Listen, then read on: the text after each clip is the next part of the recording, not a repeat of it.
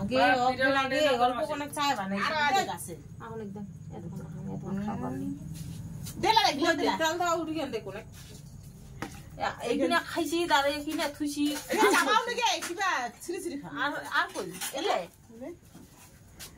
মোকার দেখ দাও খামনি দে আমি অর্ধেক দে মায়া নেয়া ধনে এতি বাবাক দে তুই নে খাও এলা ভাগ করি কি হইছে ওই দিদির বাড়ি থেকে চা খেয়ে তারপর আমরা হাটে গেলাম। তো হাট থেকে এসে আবার শঙ্করবাড়িতে আসলাম। তো শঙ্করবাড়িতে আসে দেখি শঙ্কর শুরু হয়ে গেছে। তার এদিকে মামি খাওয়া দাওয়ার ব্যবস্থা করছে। তো মামি বললো মামিকে একটু সাহায্য করতে, তাই আমরা এখন মামিকে সাহায্য করে দিচ্ছি। তারপরে আর একটা দিদি আসলো আর আমরা এদিকে কাজ করছিলাম, দেখি ওই দিদিও চলে আসলো রান্নাঘরে। তো দিদি দেখো এখন সবার জন্য চা বানাচ্ছে, এখানে কীর্তন যারা করছে তারা চা খাবে, এই জন্য সবার জন্য চা বানাচ্ছিলো। আর এদিকে দেখো ওই দিদি রান্না বসাই দিচ্ছে আর আমি এদিকে সব কিছু কাইটে রেডি করে দিচ্ছিলাম। তারপরে আমরা ওইদিকে চা খাই নিলাম বসে।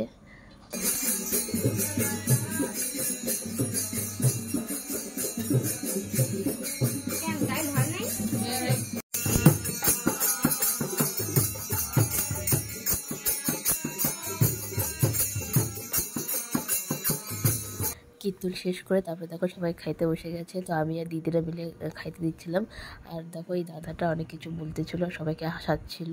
তারপরে দেখো আমরাও খাই নিলাম, খাওয়া দাওয়া শেষ করে তারপরে একটু করে বসে পান খাইয়ে তারপরে একটু গল্প করে তারপরে বাড়ি চলে আসলাম। তোমাদের আজকে ভিডিওটি টাটা।